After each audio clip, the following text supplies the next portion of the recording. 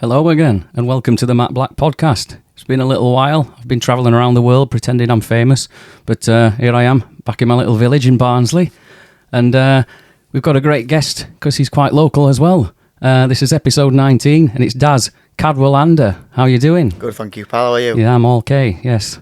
So there's lots to talk about. You've had a lot of stuff going on. It's been a hectic year already for you, and even more so probably in the last 12 months. Yeah. So for the ones that don't know, Daz is a singer-songwriter. He's been around pretty much on the scene for a little while now, and he's been doing stuff with different bands and different things like that. So we're going to delve in and find out what's been going on. So what's been going on in the world of singer-songwriter for you at the moment? Just wanted to say before we continue, that's got to be the best compilation of memes I can ever think of in my life.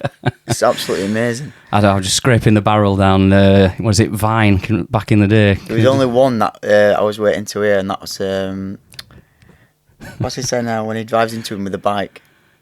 We go, why are you coming fast? I've seen that one. I have, but it's there's so many, and I were like, oh god, it's going to be like a 5-minute long intro, isn't it? Oh yeah, but it was good. It was good. I'm glad you appreciate the memes. No problem. So with me, I sort of tell this story in terms of resetting since August. I've been doing music since probably when I was 18, 19, but not full time. Just as like my main passion and something I've always loved. And been in 2 bands. One was called Light Tide for about 2 to 3 years. We released an album. We played the O22. That was probably the biggest gig we played. And I just wanted to experiment something else, so I started to do solo stuff, but quickly developed a band behind me. It was all like indie rock music, and it developed pretty fast. There was a guy from college that I still spoke to during COVID, and he wanted to play drums, and met a guy from Manchester to play lead guitar. Released about 5 or 6 songs. These are all still on Spotify, and developed a decent fan base from that. Played the O22 again, like that venue. And then the main one that I wanted to play was, like always the dream, to play the Leadmill Main Room. So we did that in February last year, I think. Yeah. And that was the build up to that. And then after then I was sort of like playing around with the idea of what do I want to do next, sort of thing. Because the songs that I was writing weren't really indie rock anymore. I'm not 18 going out partying and on Wellington Street until 6 in the morning. So I decided that I wanted to write different things. Also, coinciding with that, I've struggled quite a lot with mental health over the years. I had quite a bad upbringing with my dad, who was quite abusive, and everything sort of like climaxed. I was like gambling a lot and drinking a lot. I wasn't enjoying my job anymore, my full-time job, which was construction recruitment. I've like worked my way up to be a director of this company, and then joined somewhere else and started an office. And I unfortunately attempted to take my own life in August last year. So then when I woke up in hospital, thankfully I was like, what am I doing? And then I was like, I'm quitting my job and I'm just going to focus on solo career. Yeah. So since then it's been a whirlwind, but now I'm actually probably in a better position musically and also in my life than I've ever been. So it's been like a complete 360. And now I've released a new single last Friday called Brighter Days, which is the first song I wrote when I came out of hospital, and I went busking and just said I'm going to quit my job. That's the first song that I wrote, and I've got like an album's worth of songs which I want to release in 2027, and I've just got loads of gigs coming up, so it's all good. Busy. We're going to put that link in the description, so check it out. So that was quite a long. No, use your words. So the kind of start then, when you first got into music, then what did you see or hear that just set you off thinking that's what I want to do? I like this question, and I used to find it difficult to answer because I mentioned my dad then briefly, but he was the one in our family that really liked music, so I used to find it really difficult to like bands that I still like, because obviously it was him what was like abusive towards us. Yeah. But he did like music, and I do like them bands. So the first bands that I ever liked were probably bands that he listened to. That's just what it was. It's just music, it's subjective. So people like Simon Garfunkel, Dire Straits, Fleetwood Mac. Fleetwood Mac is still one of my favourite bands. So then from when I got to like 14, seeing my older brother like Craig David and stuff like that, and we'd just listen to different music. And then I got into like Verve, Oasis, Nirvana, and just different types of bands. And I like pretty much any music, to be honest. I can listen to most things, and I just always had a passion for it. And I'm quite lucky that it got me in, because I had a passion for it. I used to always try and find ways of being involved in music, and I didn't think I could sing. I never had a guitar lesson, couldn't play an instrument. One of my best friends in a band, I went to school with him. I was actually at his wedding the other week, and he's had guitar lessons from being like 12 and could sing.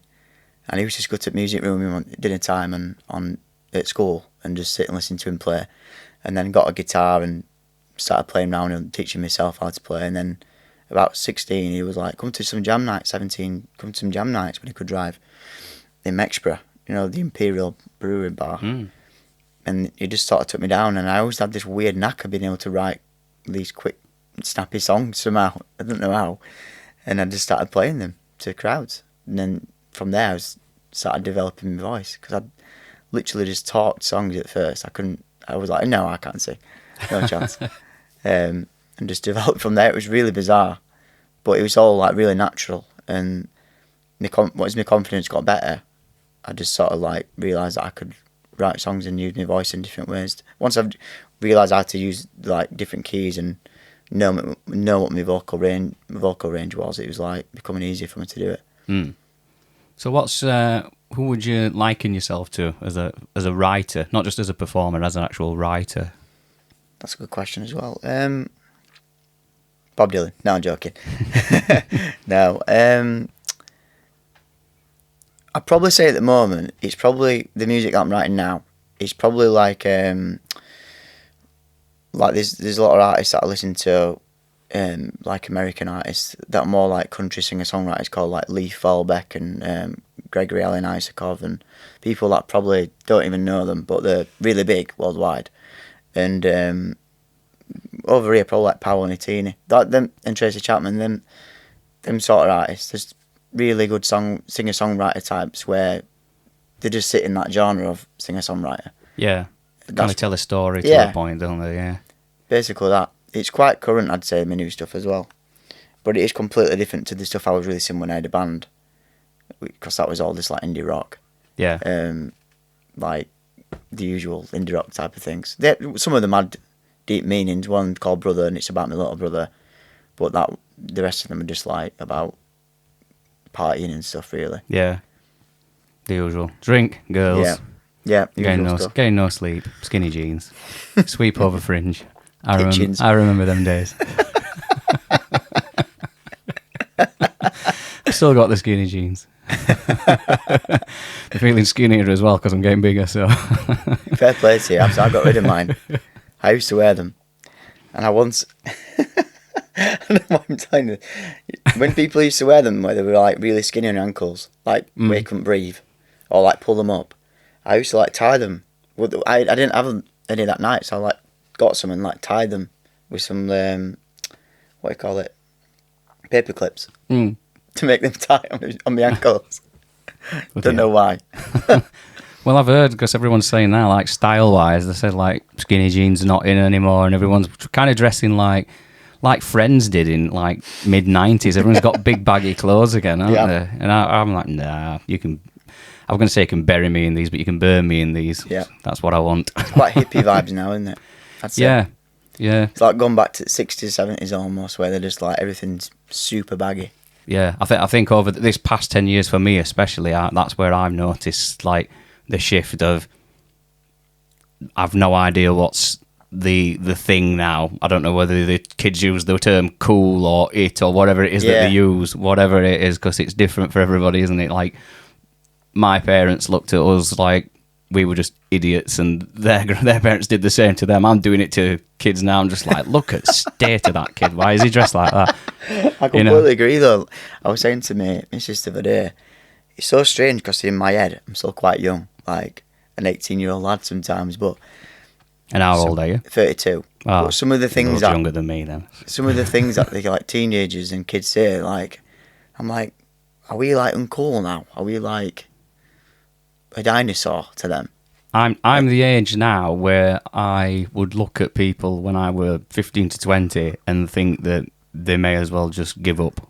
Like, I'll be 40 next year, and I'm thinking, what the hell can you do with yourself after 40? There's That's so funny. That's literally how I used to think. I used to say to my mates, "Oh, I'm only going to have till about 45, 50. I think I'll call it a day then. What else is there to do?" That's why it's funny that I used to say it to my mates out loud. When I was 15, 16, they'd be like, "Daz, what are you on about? You could have like a family, and, you know." I'm like, no. What is it to do? You do. Because you think to yourself, well, they're not coming to club. Yeah, that's it. And I don't mean working men's club, I mean nightclub. And they've disappeared now. And it's like, you just think to yourself, well, what do they do with themselves? Do they walk dog round block? They empty dishwasher, watch Coronation Street and go to bed. And that's what I thought a typical 40 plus would do. I mean, don't get me wrong, I've got some friends who, like, they're still all-night ravers and they think that they're 15 still. And it absolutely batters them for like 3 days. I've still got some mates like that as well. But you start kind of realising that they were right, and when they say, it'll start at 40 for you, and it's like, well, actually, yeah, it's actually up here. I'm much happier than I were 20 years ago. I've not got the equipment to get myself around the world like as quickly or as pain-free, you know. It takes me a bit longer and a bit more grumbling in the morning, but I think, there's always something to look forward to. I agree. I think when you get to like 70, you know, it's still great because it's like you could crap yourself and it's someone else's problem, you know. Come on, Beryl. No, but I agree. Like, it's strange, isn't it? Like, when you're that age, you think that the things that if I said, when you're 32, you're going to love walking up Peak Districts in your own time and going for picnics, I'd be like, yes, sad. Yeah. But you can't swear if you need to. Sad bastard. But now that's what I like doing when I'm not gigging and writing songs, because it is quite hectic. Like, I've stopped drinking as well, so it's like being around that madness of everyone who's absolutely blinder when you're still gigging. Yeah. It's quite nice to just get out into Peak District and just have a complete like zen and just relax. Yeah. And that's why I find it's like a reset. It's like two different things, but they're the things that I enjoy the most, gigging, and then they're completely different. Yeah. But I love doing them both. Me and my wife, we're both on the same page with this. It's like we can have like a full weekend of doing gigs, be absolutely like, feel like you're going to get tinnitus or something, and then just driving home with no music on and just quiet and just listening to the road. That to me is like, and it sounds really boring, but it's really relaxing after you've been around all that chaos, because it's not just the performing, is it? You know yourself, it's like it's all the build up before it, the stress, the anxiety before it, the interactions with people afterwards, and all that type of stuff. And sometimes it's not always plain sailing, so you know it's you just kind of, like you say, you just want that calm. Yeah, I played a gig last week in Leeds, and it was quite late. It was like 10:30, 11 when I got away, and I did exactly that. I played 2 gigs that day, and I was like, I've loved it, but I was like, I'm really happy. But I'm just very happy to be going home. Can't wait to order a takeaway quickly when I get in and just put my feet up. Yeah, it's that balance, isn't it? Yeah. Well, normally when I have guests on, I always make sure I've got like a variety of drinks in case they want them, because some people drink, some people drive, some people bring someone that'll just drive them so they can have a drink. But I'd seen online you were recording the days that you're keeping off the alcohol, so I didn't put any in the fridge. So Fair play to you. What were the reasoning for wanting to stop? So basically, it's a good thing, obviously. Yeah, well, I think around here you probably agree and know that it's just normal to go out and get pissed. It's the culture. It is anyway in England. It's a drinking culture country, but especially in Yorkshire, it's just like people work down pit round South Yorkshire. When you grow up and you're old enough and you've got head on your chest, you go to a pub and you sit there all day. And that's what I used to do from being 17 to probably 24. And probably realising it now, I've always been like I was. Like, I'd go to Barnsley, my mates would go home at 2 in the morning. No, I'm staying out. I'd get home at 7. Why? There's no good happening. Yeah. But I couldn't stop. Terrified of missing out, though. Yeah, absolutely scared. FOMO's riddled through my brain. Just like, you're going to miss out on something, the best thing in the world. And because I were obviously blind, I thought I were. And that's continued. Like, But after August and doing this full time, being around people, buying me drinks, I was drinking more than I ever was. And I was like, wait a minute. And then I was making bad decisions, like just upsetting people that I love and care about. Like, just went to do a sound check on a Thursday at a random place I've not played at yet, and just got absolutely blotto in pub, and then went to Sheffield and going at 7. I was like, why have I done that on a Thursday? Yeah, it's a slippery slope, especially for anyone that's doing anything kind of performing, especially when you're arranging it all yourself. You're technically your own boss in that sense. You've got no one to answer to. It's one of the few jobs where you can have a drink. Yeah. It's just, and it's like seen as normal as well. Yeah. You couldn't sit on reception at post office and just be drinking Jack and Coke at 10 in the morning. No, but you can if you're a musician. Like, people, they'll come up to you and they'll say, like, if you did a good job, you bang on it. If you did a good job, and I used to do construction recruitment, the boss won't come up to me and say, oh, someone who I did a deal with, and say, oh, do you want a pint of Guinness? When someone likes you singing a certain song, they say, do you want a pint of Guinness? Yeah, can I get you a pint? And I was usually like, yeah. So it just become to a point where I was like upsetting people and probably weren't happy with myself. I've been a lot happier since I've stopped, to be honest. I've done 52 days now, and I'm like, wow. I just feel like my mind's so much clearer, and I just feel none of the intrusive thoughts that I have about, it's like imposter syndrome, just like seem to go in but just disappear. Yeah. Whereas before, probably the reason why I stopped was because I probably was drinking to just really deal with things rather than just enjoying it. And I used to, like, I've had some hilarious, funny memories of it years with my mates and being daft and drinking. It's been funny. I've had some brilliant holidays drinking with lads and stuff, but it's not really like recently that I can think, oh yeah, my life was better because I was drinking. Yeah. It kind of takes its toll over time as well. Yeah. And like you said, you sometimes feel bad decisions. You don't think like you're thinking clearly. And especially when you're a muser, like, kind of time's precious to a point where you think sometimes it's hard to switch off, where you think, should I be doing something productive here? Or am I allowed to sit and have a brew and watch telly? Should I be writing a song? Should I be trying to book a gig or something like that? And when you're hung over to high heaven and you, like you say, you're going at 7, you're probably not going to surface till 3. No. So, and it just ruined the old, like, obviously getting a bit older, I couldn't go out and do what like I used to do. I'd be like a young spring chicken, like, oh, go on, then we'll go out again. But now I'd just be like, why have I done that? And then also, I always just stayed out. I could never just, that's the reason why I stopped. If I could go to the pub now and say to someone, I'll have 4 pints and then go home, yeah, I would. But I just got to the point where I was like, got to be honest with myself, I can't do that. Yeah. So I may as well to not bother. I used to be like that. Now I'm like three in, and I'm like, could do with a bit of food and get my head down. Dead. I don't know. People have said, oh, do you think you'll drink again? At a minute, I'm like, no. I just think I'm really happy at a minute. So, and that, coincidentally, I'm not drinking. So yeah, well, yeah. I may as well just keep doing that. A lot of people say it. So when you decided, oh yeah, I'm just not going to drink, well, that kind of I'm not going to drink for now and just see how I go, or I'm going to try never to drink again. Is that? It was the latter. I was like, I'm just going to stop. Yeah. Because I was thinking to send is like, I only ever drink. I kept denying it. Like, my missus would be like, oh, what are you doing? I'd say, oh, I'm just having a pint. And then she'd be like, you get to the point where you'd like want to miss a train because she'd had 4 pints then and you'd want to stay out. Yeah. But at the time I was like, no, but then I realised I'm like, actually pull away. Like, after every gig now, I come home, I'm looking forward to go home to and chill out with her. And I sometimes, like, I'm in a venue and I'm like, oh, God, get me out of here. Sometimes the atmosphere is brilliant and everyone's having a laugh, but I'm like, it wasn't... I spoke to someone and they was like, it wasn't the alcohol that you're missing out on. It was like, you thought you were going to get FOMO again. So then you just keep drinking and then you're like, oh, bad decisions will take over and I'll just stay out. Yeah. I'm thinking logically, actually, I just want to go home. You're not missing much at that time as well, are you? Because it's like, there's no good conversations happening at that time of day. In early hours at morning, that you've just got friends who are deciding they're going to start a business together, or they're going to move to Spain and get a bar, and they've already dished out who's doing what. It's just absolute rubbish, and it's like the best part of the night is early on. I know I sound so old and boring right now, but that is when you're having your laugh. That's when all banter's flowing with everyone. You know what's going on. That time of night, people just can't. They mishear each other, misinterpret things, Yeah, fall fall out. out. You see, that's when all the fights start. Yeah.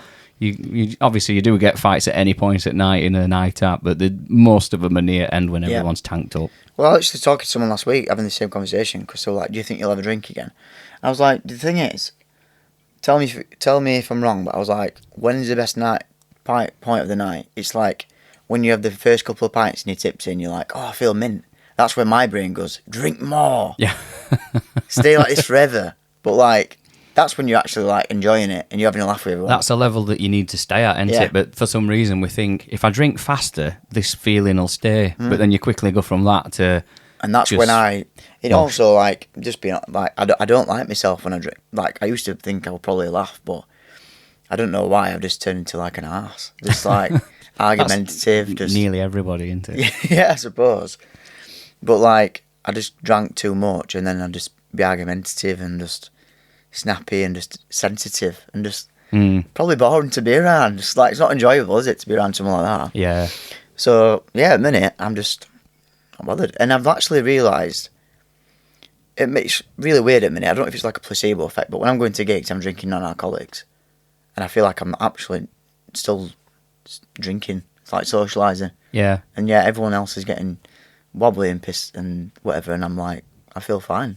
Went to that wedding about 2-3 weeks ago, and I didn't drink, and that was probably like the biggest thing for me to go to. Yeah. And I was like, fine, and everyone was understanding, and I think I was a bit worried about what other people thought, but in reality, it didn't really matter as long as I'm happy. No, you'll get the odd comment where someone will just say, "Oh, you're being boring," and things like that, but then that kind of passes because they get so drunk that they forget that you're not even drinking. They don't even know what everyone else is doing because they don't know what they're doing anymore. So, well, I've had one so far say something, and I said, "Oh, I've completed it, mate."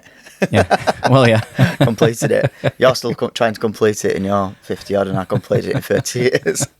More for you. Well, I've got a few friends, and it's like they seem to be able to just do whatever they want and have everything. No, I don't mean always like in terms of like material things, but it's just like there's no pressures and life's just nice. And I used to think, why is their life so calm? And like they're always off on holiday and they're always doing this, or they're always just going off at day. It's like, well, they're not just blown, over half of the wages or whatever it is for a month on all that, because it isn't just the booze, is it? It's like you're gonna have to pay to take yourself there and back. They've got whatever food because I always order more when I'm drunk as well. Yeah. And then you need something crap in the morning to soak it up.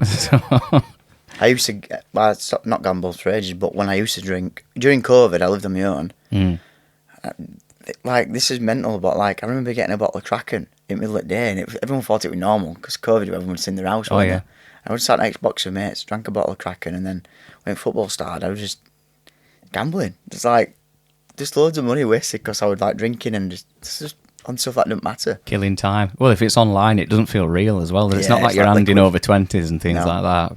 But yeah, it's good you mentioned that, because like on this app that I've got, it tells you your days you're sober or whatever it says, and then it says savings, and it says like I just put £15 a day in. So if I averaged a couple of pints or a busking, or if I went out in a big blowout, that's what it probably equates to an average, £15 a day, and it's like saved £1,000 in like 50 days, and you think that's mad. Yeah. It's another acoustic, that. It is. Is it getting Martin too? Yeah. What is it that you've got at the minute? An Epiphone. Epiphone. Yeah, it's nice. Well, that's like I said, it's got a big jumbo thing, isn't it? It's a bit heavy. I do think I need to get something a bit lighter, because when I'm going to 3 or 4 gigs or busking, I've got all my amp and all my stuff, and I'm thinking, why am I carrying this big lump around with me? But it does sound nice. I do like it. See, I just obviously as you were coming in, we were talking about my little acoustic, the little freshman I've got. That's worth it's probably not even worth the 300 quid that it cost 14 years ago, and it's battered and things. And I put it in a case that's probably worth the same as the actual guitar. Yeah. And it's like carrying a cello around, isn't it? I just think I could probably put this in a soft bag. Really, a couple of bumps aren't gonna. Yeah, mine's an hard case. Yeah, but hard cases actually, it turns out. This is sort of my fault, to be fair. I've got another acoustic. It's called Chord. Have you heard of Chord? Yeah. So I've got Chord. That was my first ever guitar bought. And I was taking it to gigs and busking. But I lost the guitar case for that, gigging years ago. So I've been putting it in the Epiphone guitar case, thinking it'd be fine. But but it's a lot smaller. So I took it to the station at 1 mile to go to Leeds busking, and I opened the guitar case and the neck just snapped. Just throwing it around in there. Yeah. So, so I rang my mate and he was like, well, you're putting it in a case that's way too big for it. What do you think is going to happen? I'm like, oh. Yeah, you've basically made a wood martini there, haven't you? Just shaken, not stirred. So I need to get that fixed. But that's going to cost me more fixing it than the guitar's worth. I'm like... I suppose it depends then if you've got like sentimental value going on with it, or... See, I'm sat in the corner at the minute. I'm a bit like that. I'm going to keep it. I probably will get it fixed, to be fair. So I do want to keep it. My first guitar I bought, so I'll just keep it. Yeah.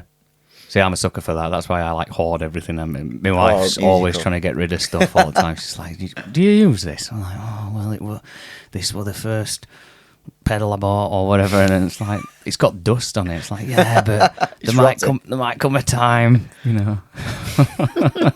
It's got mice living in it. So you were mentioning busking. That's one of the things that you do that, like, it fascinates me because I've never done that. I've done all sorts of different things, and it's not from a lack of wanting. I think there were a time, oh God, maybe 8-ish years ago, I bought one of those like Roland Cube amps. I'd got one that you can have in the house, and I got this like battery powered angled one that you can plug a mic in and a guitar or a keyboard, whatever it is you want to use. And I thought, I might give it a go. And I had a look on the internet, and it's like, so you just have to like pay for like a city license for something for like a tenner or something for a year, certain places, because some places are strict, aren't they? And I thought, I might do that. And then I kind of like stopped myself doing it because I thought, I don't like the idea of playing. And it's not that, because like when, you know yourself, when you're a support act, the audience isn't there for you, are they? No. And I used to think, whoa, I hate being the support act. You've got to try and win them over. But then it's like you're playing to an audience. They're not even here for music, never mind for you. And I used to think, what are they going to react to? How are they going to react to me? So I never did it because of that. I'm surprised at how much I love doing it, because being like honest, I can be quite sensitive like to what people think to songs that I've written. Like, I hope they like them, and put so much pressure on myself. But I've actually found 99% of people being absolutely sound when you busk, and people, because I only usually busk, I'd say 80% of my own songs, and only a bit like small percentage of covers. So when people come up to you in the street saying, "Oh, we really like your songs. Where can I listen to these? Where can I find you?" It's like, feels mint. It's like, it's even more so than at a gig, because they're not coming to watch you, and then they are stopping and telling you that they think you're good. Yeah, it's like, makes you feel even better. I suppose, yeah, because they, like you said, when you're the support act for another artist, they kind of already stood facing the stage, so you've got a bit of their undivided attention. But when it's that, it's like busking. They're walking past, so for them to actually stop doing what during their day to think, I'm going to come and speak to this random person, to come and have a chat to you, tell you what they think, and if obviously it being positive. I've only had 2 people since I started busking be horrible, and they were the same day. I don't know what happened that day. I must have been up on the wrong side of bed. I'd done something to somebody the night before, but there were just 2 people in Sheffield, and they were hilarious now. And I must have been in a good mindset, because I found it really funny. It must have just been they must have been a really bad day themselves, because one guy just walked by and went, "Horrible." I like, sound. That's nice of you, pal. And then this other man went, "You're not making any money doing that. It's way too loud." But that were it. I've not had, apart from that, I've had issues with people around, but not like towards me musically. They're the only things that I've had people say out towards me singing.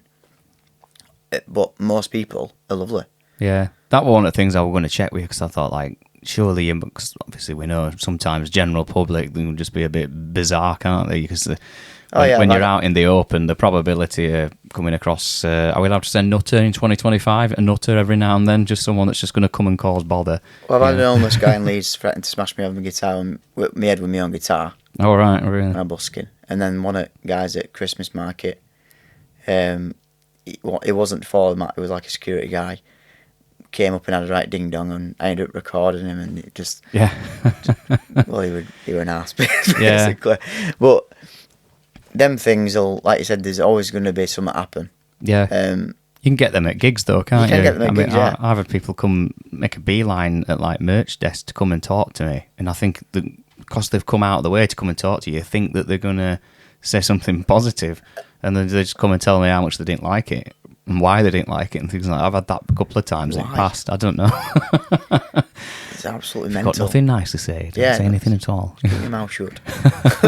But people are just, they can be bizarre, let's be honest. Like, but busking, like I said, 80% of the time, I've not been for a couple of weeks, because a couple of weeks ago my voice was bad, and then Mrs. worked in a school, so she were off for a week. So we just spent some nice time in peaks and stuff together.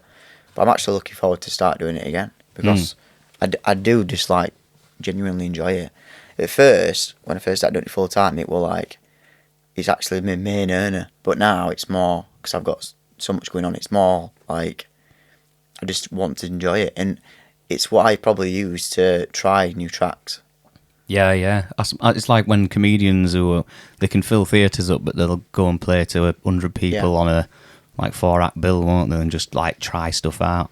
It's difficult because you can play some songs, like I said, I usually play my own songs, and one song one day somewhere Barnsley, there might be 5-6 people chuck some money in on one song, and you're like, oh, that must be a really good song.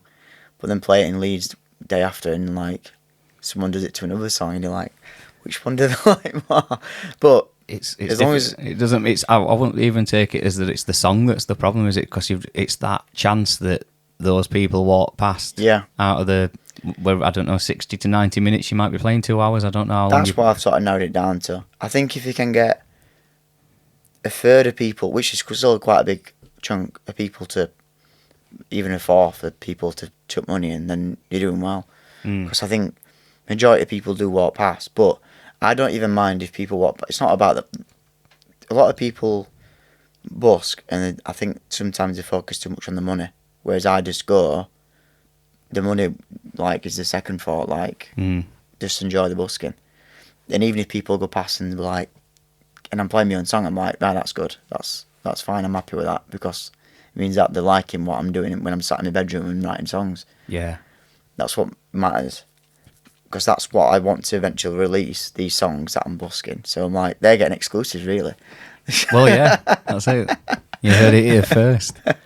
Do you have like, because I mean, some people they're so savvy with it these days. Like back, years ago, probably when we were kids, it's like you'd see people busking, they'd just be out. It's freezing cold, and they're just playing, and they've got a hat there, and there's a few quid in it. But like now, some people, they've got QR codes, takes you to all the social media. They've got cameras and stuff set up so they can film it all, and if anything happens that's a little bit out of the ordinary, next minute it's going viral. Yeah, I'm quite old school at the minute. I've literally just got my guitar case, me, and that's it. Away you go. But I am working with this company called Thank You, with a U, and they've I'm going to say using, but they're not. They're working with me to like test their.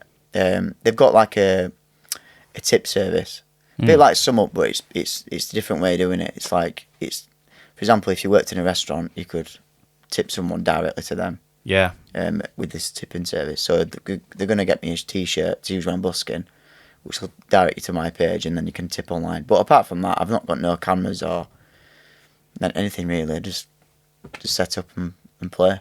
Or even like a piece of cardboard with your name on or anything. No. Everyone keeps telling me that I need to. I suppose you should really, and like we said at the beginning, it's an easy name to remember. Well, it's a standout name as well, because it's like I've never seen anybody else with the same surname, so I probably would remember it if I walked past. That's a good point. Yeah. Well, someone said to me, it's quite cheeky actually thinking out loud, but they went, "Oh, you won't make it if you keep your name as you are." I'm like, well, I disagree. I think it's probably the opposite, because like if you end up getting signed, or whatever you want to call it, making it, then it stands out. People will remember it. Once it's out there, they'll remember it. That's it, yeah.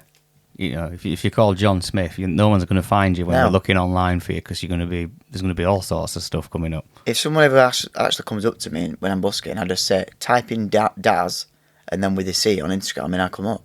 Yeah. That's all you need. Or and anywhere that usually come up because there's no one else with the same name. Yeah. So it's quite easy. So they don't have to remember all the syllables. Thankfully, no. And depending on what areas you play, they're not going to know how to spell it anyway. So. Speaking of which, where are your favourite places to play, like busking wise? You're gonna laugh at this, right? So I was playing majority most of the time Barnsley, Leeds, Sheffield, different spots. Mm. And then I went to my girlfriend. I'm going to busk in Wombwell, High Street. Mm. She went, "No, do you think it'll be much cop?" I went, "I'll give it a go." Honestly, it was absolutely amazing. Everyone were just like really engaged, getting the kids dancing around. Played all my own songs. I made like 140 quid in about an hour and 10 minutes. I was like, what? You can go to Leeds sometimes and make 50, 60 in 2 or 3 hours. And people are just that busy, just stoned in on work, just walking past. Yeah. So I'd say so far probably Wombwell High Street. But when I first started busking, I didn't even take an amp. I just took my guitar. And I've got this little walking chair. And I actually wrote all these songs that I'm going to release on an album. So I went in Sheffield, near Bramall Lane Stadium. There's like a roundabout. And it's got 4 tunnels underneath, like little underpasses. And they've got really good reverb. And I kept thinking, oh, these would be good. So I just went there. And I absolutely loved it. I think when I want to write some more songs that I want to really like, I'll probably go back there and just sit there for a couple of hours. Yeah. That's probably where I enjoyed it most. You could probably record some actual video footage in there as well, if it's got good reverb. I did one. I did a Zach Bryan, do you know that Something in the Orange song? Zach Bryan. I don't, but this is why I like doing these, because I discover new artists, that new to me anyway, so well, he's the I'll sort be of, checking it out. if this song, when I release it, ever goes big, I'll probably get a knock. It's not copied him, but it sounds similar, like the rhythm of the song. But it's probably inspired it, like that sort of music has. It's more like my voice, and it doesn't sound country, but that sort of music, folky type of singer-songwriting is what I'm like into at the minute, and that's what he is. He's a country guy really, but it's called Zach Bryan. But I did a cover underneath there, and I was like, this sounds like I'm in a studio. It sounds mega. I'll take this. So yeah. There's a lot to be said for people doing bathroom sessions online, you know. There's a lot of them. Oh, it's amazing, yeah. And if you need, if it's an old school bathroom, you can just pull the shower curtain. If you need to dampen it a little bit, you're all good. So what's, because I imagine you're doing that because you enjoy it, but like, and you said obviously you can make money from it as well. The usual is to go out and play shows in venues. So what's like the level of the dream for you? Because not everybody just goes, oh, I want to like fill up stadiums or something. What would tick a box for you? That is like, I had to sort of process this a long time ago. What would you be happy with, and what would you class as making it? Because years and years ago, when I used to struggle with mental health before, I was like, I spoke to a psychologist, and I was like, if you keep thinking like you are, you'll never be happy. I was like, what do you mean? And I told him before that even if I just played a gig in front of 20 people when I first started, I'd been absolutely buzzing. And then I played 022, and before I played it, I spoke to him, and then I played it, and I was like, oh yeah, but I want to do something else now. He was like, you need to get to a point where you're just like happy with the journey rather than the end goal. Yeah. But for me, like the stadiums in that'd be nice. But I think if I like, I don't know, I'd never want to. I think it's our last always says I'd hate it if I were famous. Because like today, I've been into Barnsley here and then just had a pot about, read some in my book, like in Sunshine. I'd hate getting hassled and just selfies every 2 bombarded. I think a couple of thousand fans that would come watch me and buy me songs, and for me, it's more about the music. I'd rather have a couple of thousands of people that, and just thousands of people that like me songs and albums and sit at home and listen to them and appreciate them. That's probably, and then come to my shows and do tours around England and world. That'd be my like dream. Yeah. And I'd love to like get something in like a top 40 chart. That'd be like a dream as well. But I'm not like held up on if that ever happens, if that makes sense. Yeah. I try and give myself the mindset now, although it's hard. is that I've already sort of made it because I'm already doing what I love every day. Like, Yeah. I'm writing songs. I'm doing that challenge at the minute, writing a song every single day. I've seen it, yeah. Yeah. So, yeah, for ones that don't know, Daz is basically going to write a song every single day until he hits, is it 1 million followers? Followers, yeah. How many days in are you at the minute? 29. Is it feeling like pressure yet then? Because I sometimes, like when we've wrote albums with the band and stuff, sometimes it's like to get 10 to 14 songs down, we're like, are you kind of just bashing them out, or are you holding bits back and going, oh, actually, I better not, I don't want to use that because I don't think it's good enough, or are you just throwing it out? Or I've had sessions where I've sat and thought I could write 6 songs here. Yeah. I'm just really weird. Like, then I've sat down and gone, I've been doing Lass's Heading because I've been going for about an hour and 10 minutes. I'm like, no, it's good enough to put out there. I need to make something better. But then I wrote something I really like, and I'm like, no, I'm not releasing that. I'm keeping it. Yes. So, but I've not had a block as such yet. Mm. Like, I've got to a point where I've been able to write something every day so far that I think's at least good enough to put out. Yeah. And I've tried to make. What's probably helping me is that I'm trying to not write different genres of music. They're all my style with my voice, but different tempos and different types of song. So that if I just wrote them all quite similar, like someone's going to do a generic pop song, I'd probably find it quite difficult eventually. But I'm doing some quite fast indie rocky type, but my style, and then some a bit slow country and some finger picking, and it's just a bit easier for me to have that idea and then go, right, I'll write something like this today. Keeps it fresh, doesn't it? Because otherwise people are like, go, oh, well, that sounds similar to yesterday, isn't it? Exactly. Are you are you just kind of like, are you writing, you know, where's the influence for writing coming from? Is it from day-to-day stuff that's happening? Is it something in your life? Is it something on what you're thinking up here? I think. But it's usually subconscious stuff. It's so bizarre, but it's really weird when I write music, because like certain things will pop into my head and lyrics, and I'll just be like, I thought that earlier, or I saw it on news or something like that. There's only been one so far which I've like sat and thought about, like writing. This guy got in touch on Twitter and said, oh, could you write a song for my friend? His friend's sister is going through chemo at the minute and got cancer. Could you write a song about things that'll get better? And it was like, I went, yeah, I'll do it tomorrow. I don't know why I put that much pressure on myself, because by about 3 o'clock that day, I'd not done anything. Like, I was been busking, or I've been doing something somewhere else, and then I got home, had tea, and I was like, shit, I've not even done this song. I did it wrote it in like half an hour, and then I was like actually quite happy with that, and then posted it, and he loved it. But that's the only one that I've like had something like set in concrete to write about before I went into it. I suppose it's like you're doing yourself like a massive favour, in the sense of you're creating a massive catalogue of stuff to choose from if you want to throw 10 songs together for an album, because you could probably mingle a couple of songs together here and there if they're similar subjects, but at the same time, they're almost like released demos to a certain degree, aren't they? Because people then can still kind of follow the journey at the same time. And what's good is, like yesterday I posted 28 and someone put, this is an absolute banger, please release this. So then you're like, wait a minute, that'll get traction if I release that from the studio recorded. People like it. I already know. It's like when you usually release a song, unless you've played it live, you like it. That's every musician's got to like their own music when they record it. When they write something, you think that's a good song, you've got to like it yourself most of the time, and then you just put it out and you hope that everyone else does. Yeah.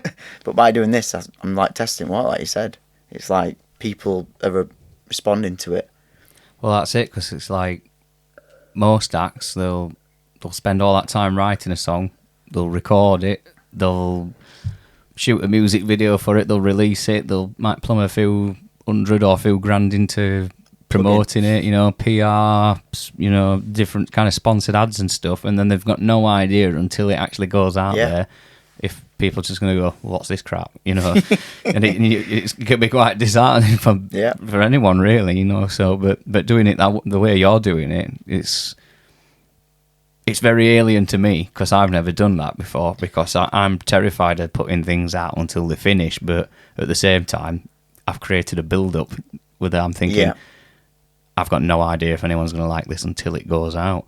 Yeah, well, I was like that until I had this this like plan of just doing this challenge, and I bet she thought it was bonkers when I said 1 million. My mate every day was like, "What? There's only you would say 1 million followers." I was like, "Well, do you know what? Why not? Because it only takes like 3 or 4, even one person, to share something they really like on one of the videos one day, and then it just goes like from there, and everything just becomes easier." Yeah. Well, like, this is the hardest bit of a snowball effect, don't you? Yeah. Once people latch onto one song, if someone starts sharing it when this is amazing, and then a couple of others see it, you know, it's that Wayne's World thing. It's like, and they tell their friends, and they tell their friends, and they tell. It's true though. Yeah. But I'm actually really enjoying it. That's like, because I just love writing songs. It's like I'm doing something I love anyway, and otherwise they'd all just be sat in my voice notes. I've got hundreds of voice notes like of ideas.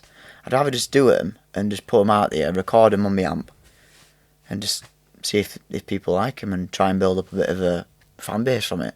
Yeah. So that's what I've just started doing, but it's going all right so far.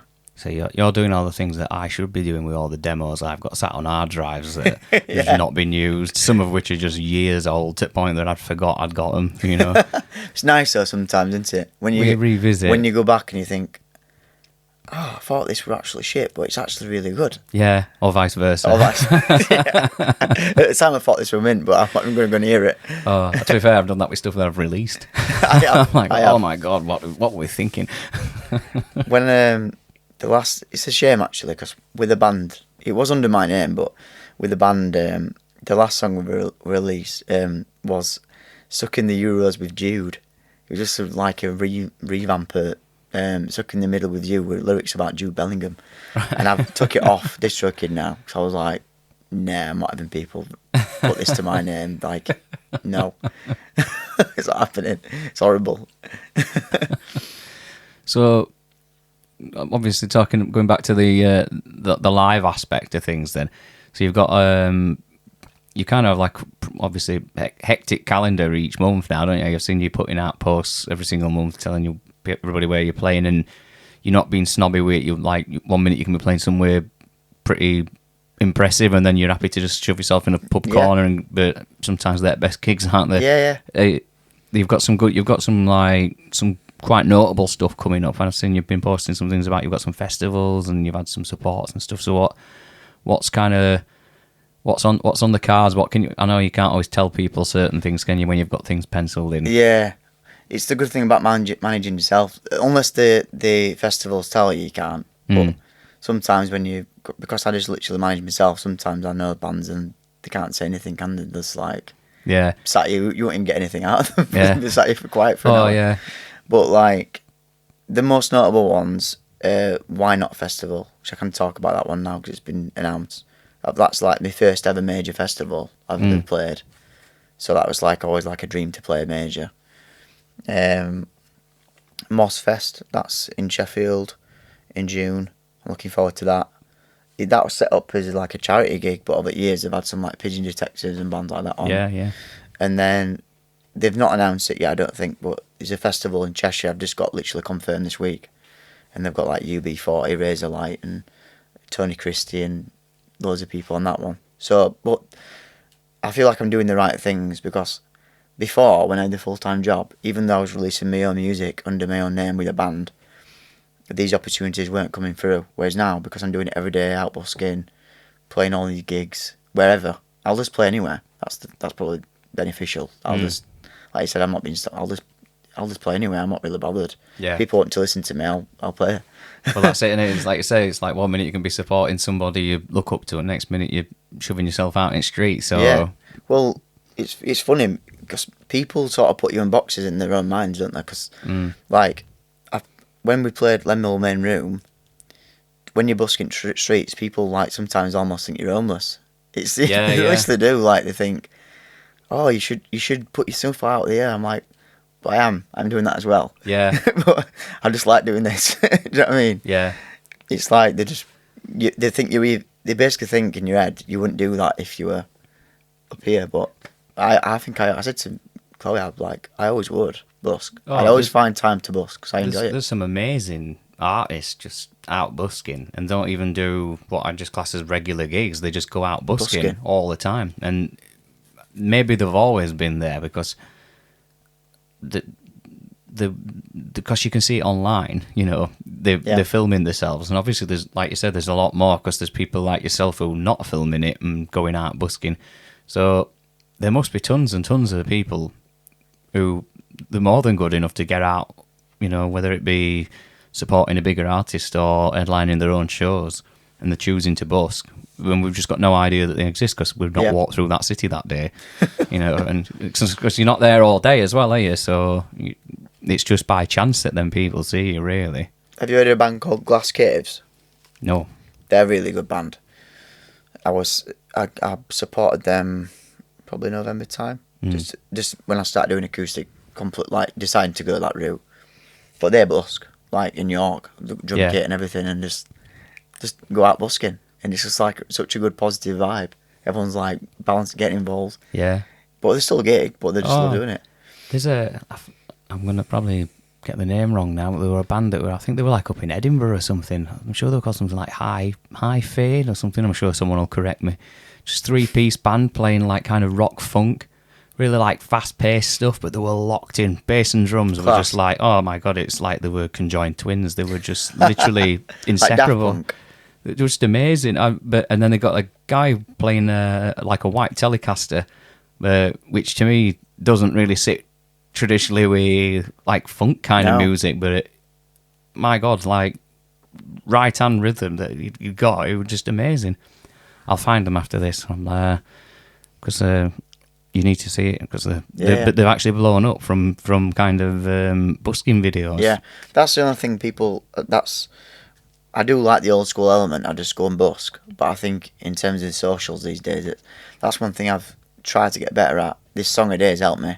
Like before, there wasn't. Before I did that, you'd not be able to find any videos of me talking to a camera and going, "Oh, hello, this is my name and this is day, whatever." There wasn't anything like that on content. And I think people buy into that these days, don't they, as well? Like, they buy into the person. That's it, you know, because there's a billion people playing an instrument and singing, and you know, and part of them probably just thinks, well, why should I like you more than I like that person? Or why should I follow your journey? It's like sometimes they want to know your story. They want to know a little bit more about you.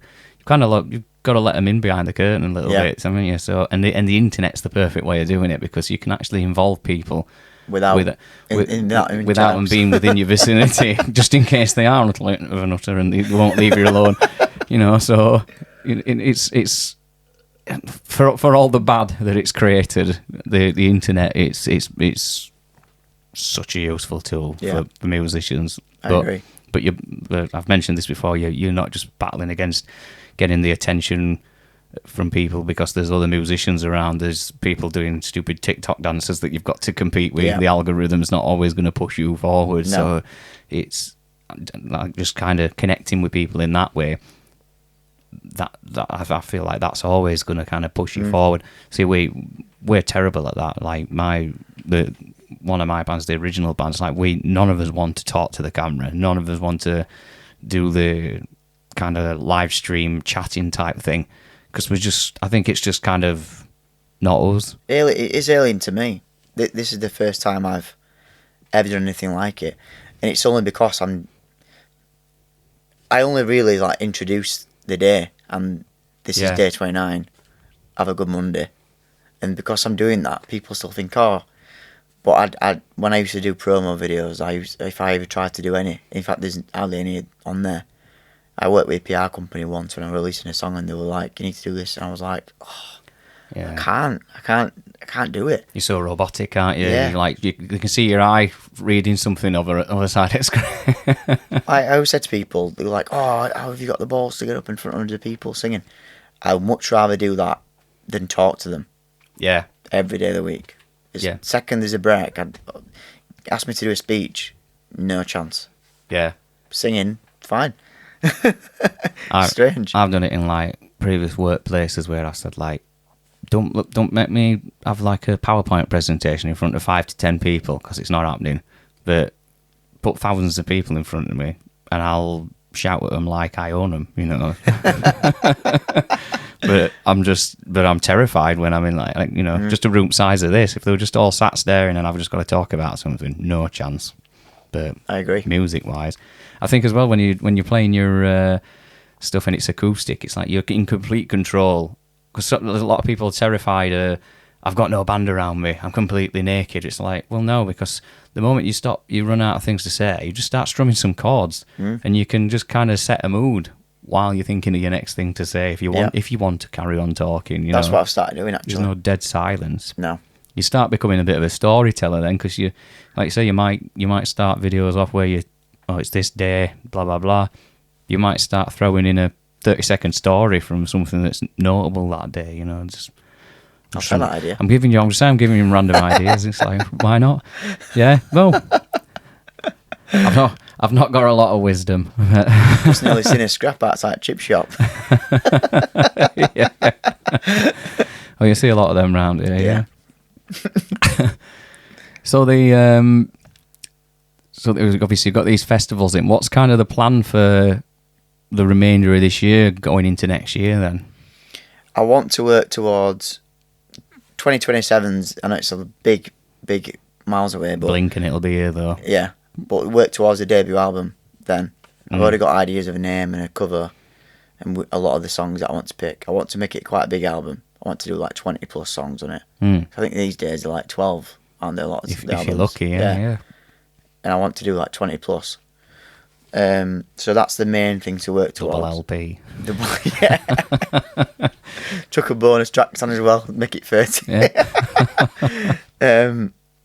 So that's the main goal to work towards that, and I want to work towards that to middle of next year with a tour, where I sort of put gigs in and probably hope that I've got more growth on fan base so that I can play different cities. But I probably want to do, and I'm planning to do, an headline show toward the end of this year, which I've not mentioned yet, but I'll probably do it in Sheffield, and then just keep gigging every single weekend and busking and releasing more music. I probably want to release another 5 or 6 singles this year, at least.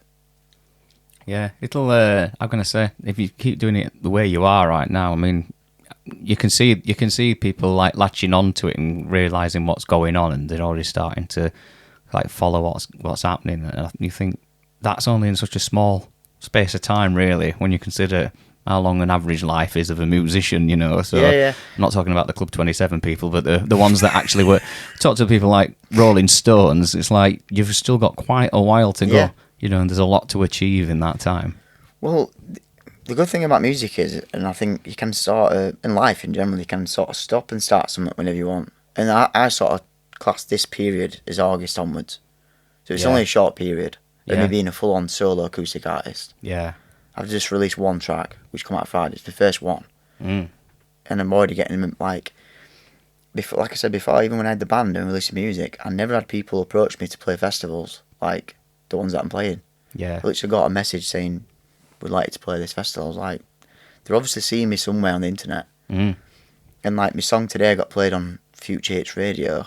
I've not paid a plugger or worked with a PR agent to get that played. And they're the things that I used to do. Yeah. I try and like manufacture things doing what I want now. Whereas now I'm just putting content out, gigging all the time. It sounds really simple. Yeah. It's not. It technically, on paper, it's the simplest plan in the world, but it's the hardest thing you'll probably ever do. Since I started this challenge, and I've always got something out there to put out, which is showing me as a person and the different songs that I'm writing.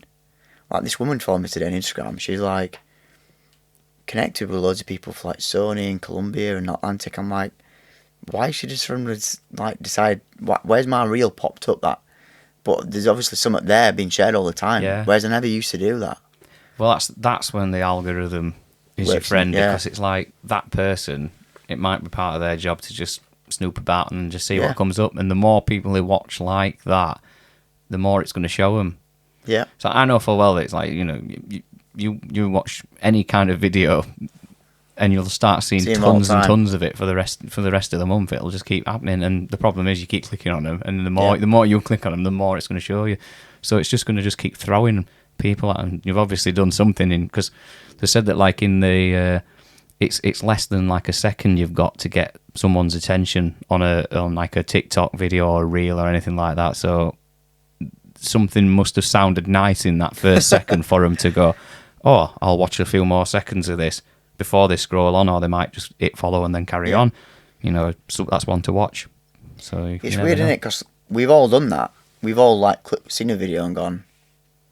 And then you look, and then you either follow or you don't. Yeah, there's got to be something that sticks out what you like. Yeah, you know in the second or two, if you even if it's nothing musical, if you're gonna sit through the rest of this video, like there's certain things like you need to know what happens. You just can't. Yeah, can't they scroll. always clip you up. Yeah, you feel like you have to stay on it, but then there's others I'm like, what the hell is that next? And you just, but and like I said, I do it. I mean, I'm not a person that works for all these big companies and looks for musicians for any reason other than I just like to find musicians and enjoy it, and I'll follow them as well. And there's some I mean, God, there's so many amazing people. Some of them they've never left the bedroom. Some of them are amazing, aren't they? Yeah. Like there's just so much. I was talking to someone yesterday about Radio X, and he was like, "Oh, I like Chris Moyles." I went, "Yeah, I like him," but I can remember like last year, I think he got hammered because he was saying that all new bands are rubbish and that's why they don't get played. I was like, no, there's actually loads and loads of amazing music out there. Yeah. Like musicians and just there's so much talent. There's like loads. Yeah. It's just that it doesn't get picked up to be played in mainstream. That's literally it. See, I think it's just like it's just monopolised to a point now where like when you talk mainstream, I mean like the stuff I do in my original band, we're not mainstream, so we just rely on that kind of smaller underground circuit, and thankfully there's people that's part of that. But when it's mainstream, it's obviously it's massive, isn't it? And I just think that they control kind of what comes through now, and because when you look at all this like Capital Radio and all that type of stuff, that's just a big company that swooped in and bought all the trendy radio stations, because as far as I remember, it were Galaxy in this area, you know, and Galaxy disappeared and it became Capital, and they had some same presenters for a while until they obviously got replaced as time goes on, which is normal for a radio station.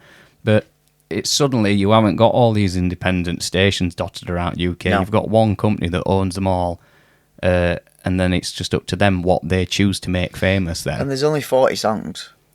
There's only 40 songs. Like, I've seen it before where they have an A-list, don't they? A B-list and C-list. And the A-list is the ones like when Benson Boone come on the scene. But it's manufactured still, isn't it? It's like there's like they don't tours to general public. It's like they've just come out of nowhere, but they've worked like they'll have worked for years. Oh yeah. But some of them, like where they just get slipped through manufactured artists into like, right, we're going to start playing your music and you're just going to blow up. Yeah. There's and I mean, I'm kind of like talking on the darker side of the industry now, but there's certain people that they'll spot an artist and they might be great, they might not have done anything, but they've got some great songs, there's clearly some talent there, they can perform, they tick all the boxes, but they might just be naive enough for them to, well, let's make them known, make a ton of money, and they'll just be grateful because they're out doing it, and they might get an okay amount of money, and it's always happened, and there's a massive chunk of money that just they never see that goes to the company. Yeah, I mean, they took the gamble and they made them famous, but some of them I think they take far too much. Oh yeah, it's always happened, and it still happens now. I'm in a weird way. Well, it's that question about what is making it. People talk about labels and majors and stuff. Like, I'm more than happy in a minute if I ever got to a point where I got to 1 million followers, and you won't need a label. And 10%, 5% of them bought my single and listened to it home, I'd be happy. And I won't need to be managed by anyone. Cover bills for a year, that exactly. Won't it? So song a year. the majors really, what they are now, from the way I see it, is that they're just a massive marketing team. Like, they make you go to a supersonic level, and then you can get onto the likes of Glastonbury or do world tours. But in reality, they also take massive chunks your money and they put massive amounts of pressure on you. Like, if I was like 21 and I got as famous as Lewis Capaldi did overnight, my head would have exploded. Like, I would have never been able to cope with it. Yeah. And that's probably, unfortunately, what's happened to him to a degree. Like, he's struggling. Yeah. And it's horrible to see, but that's it's pressure from a major saying, you're already massive now, we need you to be this pop star. It's nothing new, is it, as well? You know, it happened with, like, in that pop world, you've got, like, Robbie Williams and stuff like that. It's like they work them to bone because they've got to strike while the iron's hot. Because people can be really great and supportive, and they can connect to musicians, you know, on an emotional level, but then they turn around and they might go, well, that's not cool anymore, next. And if you don't do it then, so that's why they're pushing them out. We're not bothered if you're poorly. Get out and get on tour. Avicii, Justin Bieber. It's happened to, they've had, well, I know Avicii lost, like, committed suicide, didn't he? But, like, there's a lot of them, they've always struggled, haven't they? Yeah. It's like they fall out with industry, but in reality, they don't fall out with the fans. It's more the industry itself and the dark side of it, like you said. Yeah. That's when I'm happy I'm at 32 and never got a label or anything, or had a deal, because now I'm a lot more clued up and wise to, like, what works for me as an artist. Like, am I going to go into anything and think the control is going to be taken away? Because for me, if I was unable to write songs that I liked, it'd just be a waste of time. Yeah. It's pointless. Because that's what like this song a day, I'm enjoying it because I'm writing songs. That's what would happen, though, if you were in a position where they said, right, we're going to pay for your album, we're going to pay for 4 music videos, and then we're going to put you on a major tour support to an artist that's filling in arenas, and you're going to do 20 shows. They would be like, right, we're going to choose the songs that come out. And you might be like, oh, I feel really strong about this song. This one means a lot to me. I think it's representative of my journey. And if they don't think it's cool or catchy enough, they'll be like, no, that's not a single. And that's how kind of cold it is. They just, no, we think this one's the single, or write as another one. You know, obviously the room that we're in, I absolutely love music, but I hate the industry. I hate so much about it. Like, it's just backwards, isn't it? It spoils it. I've just, off subject to music, but I've just read Bob Mortimer's book. I've loved him. He's really funny. Oh, he's amazing. And when he started doing shows with Vic Reeves at BBC, he said that a lot of the directors and the producers were the least talented and always had the biggest opinion about what should go out. Yeah. And I think that's the exact same with probably a lot of the labels. They've never actually picked up a guitar, a lot of them. He says a lot of them went to private school and that's some money behind them and they all could run businesses. But when it came to the actual telling you where you should change your script or change this, he's like, well, wait a minute. We've developed a fan base based on us doing what we're doing now. So why should we change it? Yeah. Well, you've got likes of Queen. You know, they were told Bohemian Rhapsody you can't play that on radio. That's not a single. It's the biggest single ever, I think, in British history. It's done all right, I think. Yeah. But yeah, you know, people can get it wrong. I mean, I don't know if you know, like, Chris Daughtry is in America, shaved head, singer. He's a singer-songwriter. He's just played acoustic and stuff, but he's gone a bit more down an alternative Seattle grunge route now. But he were kind of that kind of, what can I say, like pop country-esque, maybe a little bit of rock in there and stuff. And Simon Cowell told him, he just went, "You've got no star charisma." And he's literally won all sorts of stuff. He's got awards coming out of his backside. Yeah, and he's just touring the world with some of the biggest artists. Well, that's the thing, people watch these shows, and we were watching, it come up on like a YouTube thing this once, and we were watching it, and this guy called, really funny name, he called him some Champagne. Right. This singer on X Factor USA. And he was singing I Believe I Can Fly, and me and my girlfriend were like, he sounds bang on. And he was like, no, you're rubbish. I'm like, you've absolutely killed his confidence, probably like that. Yeah. And I'm like, just because he doesn't tick your boxes, doesn't mean he doesn't tick other people's boxes. Well, yeah. And they just wanted, obviously, like, because Harry Styles, when he first started singing, he couldn't sing. He just looked, and they all looked the part to develop it. All girls loved him, didn't they? They still do, So they developed one direction around that, rather than the talent itself. And then he learned to sing, and I mean, that's a typical manufactured pop group formula, though, isn't it? You know, boys and girls, they just get kind of people who's got a failed modelling career, but they can dance.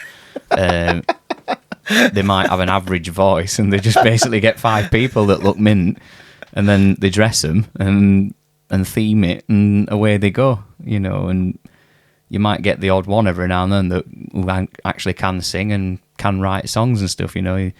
Like I said, when we're talking about Robbie Williams, it's in his very early days, he had a really strong singing voice. I think he probably battered it a bit with, you know, drink and drugs and smoking and stuff like that, and partying a bit too hard, and he's probably not got the range that he once had. He's one you look at though and think he would have probably, well, he did make it on his own, didn't he? But he actually had something about him.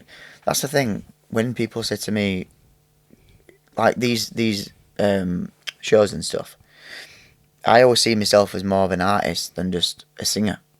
Like, I think writing songs and being an artist with the guitar or anything that you do musically is being an artist. It's like expression within making music somehow, telling a story or whatever. Like, a lot of people can sing, but they're not artists. Yeah. But they just create singers who perform. So my wife will admit she falls into that category. She's, and I'm not being biased because everybody I know that knows will say she's a great singer, she's a great dancer. She says, I haven't got a clue how to write a song. She says, I wouldn't know what to do. She says, I think I tried to write one once when I was young and it was rubbish. And that's what she says, and she's not got any interest in doing her own music in the slightest. At all? No. But is that because she just thinks it's pointless me going to that side of box? No, I mean, she were in a girl band when she were younger, and they did all sorts of stuff, you know. They supported some big artists and they played some big festivals, and they released a few songs, but they were written by other people. And she said herself, she went, I'm just not a person that writes music. But she can knock out a note, so Well, that's what them shows look for though, isn't it? It's like they almost don't want artists. That makes sense. No, because they can't control an artist, because they'll rebel eventually. Like, you've got, like, Will Young can write his own songs. Yeah, he's a good songwriter as well. Yeah, and he's kind of took control of his own career, and he might not be constantly up there to the level that. But he's got fans, hasn't he? But he's set for life because he's created a fan base that they've connected with his songs that he's written. Some of them songs when he first come on scene, after he pulled away from all the commercial stuff, like with Cowell and stuff. Really, really good songs. They're strong. I really like them. Yeah, and don't get me wrong. I mean, there's some amazing songwriters out there who still happily have songs written for them. I mean, like Aerosmith didn't write "I Don't Want to Miss a Thing." No. You know, written, but I think it was written by just someone, a songwriter in a room. Because there's those labels, they have people who sit just writing songs all day. You know. There's a lot of big artists that have just got songs like that. I mean, they were just the one that were just perfect. I mean, I can't actually imagine anybody else playing that song really and doing it that kind of justice. But someone said that to me when they went, "Oh, why don't you just go and work for a publisher on the side? Just go and write loads of songs for someone, because you might end up making millions of pounds." You would be literally like, ka-ching, ka-ching, ka-ching, every single day, because it's just coming out, yeah. But there is like Adele, Chris Stapleton's now had his own career, hasn't he, as an artist, but he was writing songs for Adele and that before he got big. He's a songwriter. He actually did that first, with his publisher, and then I think Bruno Mars used to do that. Yeah. He used to write songs for loads of people before he actually wait a started minute, pushing himself out. Yeah. It's not a bad way of making a bit of money and then going, actually. Well, I mean, there's a lot of money to be made just being completely unknown to the public and writing songs. There's a lot of people out there who've got very cushy lives doing that. Well, on PRS, I've signed up to it this year, so I thought I may as well just see if I get any money. And my first paycheck last month, £8. Yeah. Absolutely buzzing. But we say you've only released one under this new kind of solo outfit, haven't you? Yeah, so that was from a song before. They might have got played loads, but the only two like nationwide radio plays before were on Radio X. Yeah. And it got like £8. But I just thought, you can search songs on there. Have you been on there before? Yeah, we're all on it, yeah. Yeah, because when you can search songs, I thought, what Ed Sheeran song's got like 1 billion streams? Is that Shape of You? So like, it's not a song that I really like classes him as a singer-songwriter, but that's a commercial tune, isn't it? And he only owns like 30%. and no one will know any, like someone that's label, someone that's someone else, someone the other guy I've never met or heard of, shall I say, and they'll be rolling in millions of pounds just like easy. him. Definitely. Yeah, I mean, we notice it when we if we release, we like start releasing a string of songs, and then obviously it pays every quarter, so it's like towards the end of the year you seem to have that, because it's like a little bit of a snowball effect, because you might get so many plays on the first one, but then you've released another single. It's like, I think we did something like 5 or 6 singles off of the last album we did, and we just kept churning them out. So it's like the payments go up a little bit more, because someone might have discovered you from the 4th single, but then suddenly they're like, oh, we'll check out these other 3 that's already out. Content is king, isn't it? So it's like, 100%. You're doing the right thing, because you are literally, you're feeding the precious algorithm every single day and giving it what it wants. But at the same time, you're giving people loads of stuff to watch. Someone might find you for the first time this afternoon from a video you've put on, and then decide, I'm just going to watch all your other videos. Well, I never really thought about it this way, but I bought a course. I think I'm doing the right things at the minute, but I bought a course yesterday with this guy. He's from Yorkshire, and he's had so many different brands and how to get big content out there and stuff. And I thought, if I'm going to do it full time and do these videos, I may as well get the best I can. Yeah. But he's had people that had similar views to me at the minute. Usually go from 700 to 1,500 on a TikTok video. That's just on TikTok. And this female singer-songwriter started using the course and did 1.3 million views in one of the videos. But because of that, the snowball effect was they went back and watched all their other videos. You only need one video to do well, and your fan base will just skyrocket. So you've just got to keep producing some kind of content or product for people. Yeah. And I mean, things like on TikTok, you can kind of almost regurgitate, so something that you might have posted 3 months ago, you can post it again, and no one's going to bat an eyelid, and someone might see it that didn't see it the first time round, but that might kind of set them off down the rabbit hole looking at 3 or 4 other videos. So yeah, I don't think stuff like that hurts, not for short videos. Obviously you can't do it on your YouTube channel for music videos. You can't start just posting the same thing over and over again. But meaningless reels, like YouTube, it's like when people get monetized, it's like they've got to have so many subscribers, so many, I think it's 4,000 hours of watch time, or it's 10 million views on reels. So churning out the same thing on reels, really, it's not going to hurt to just keep doing it. Well, I've just started putting them on YouTube. This is quite funny because I'm doing it I'm on day 29. I've started uploading day 1. I started uploading them on YouTube. I've already got all the videos already. Yeah. So I've started uploading them. So I thought, why not? Why don't I do YouTube as well? But they should be on every platform. Yeah. Do them on TikTok. Do them on Instagram. I've done them all. You've already done the work, haven't you? You've created the video. I've got them all on my phone. I was like, well, and what I try to do is just have like you'll have with your podcast, and people have a continuity with the background and the writing and the font and all that stuff. Because that's what I'd never done anything like it before. I was just trying to keep it all branding people. Branding, that's the word I'm looking for. Good thing. Yeah. Well, that's it, and it's been consistent as well, because then people they'll see it, and then even at a glance in that first second, they'll know it's you if they've seen it, if they've seen one of your videos before, or they might not know who you were when they found you for the first time. Saw a few seconds, carried on, because I do that sometimes. Sometimes there's stuff that I think's good, and I'll keep scrolling away. But then the same person might crop up doing another video a week later, and oh, that's that guy or that's that girl, and then you suddenly start thinking, well, they're being consistent, they're putting stuff out, and you find yourself giving them a bit more of your time, because you think, well, if they're putting all effort in, I'm going to have a little look at what they're doing. Yeah. So. Well, I agree, but that's why I'm glad I'm doing something I love doing, because some people must set themselves challenges and then think afterwards, oh, fuck's sake, why have I done this? I'm not actually enjoying it, but I'm thinking it's going to get some content or some engagement. Whereas every time I go to plug my amp in and get myself and then sit down, I'm like, oh, I'm looking forward to this. So even when I've come back, I came back from a family do. We had some food and that the other Sunday. I was like, it's 8 o'clock. No, it's Friday actually. It was like 8 o'clock. I was like, oh, I've not even done my song a day yet. Mm.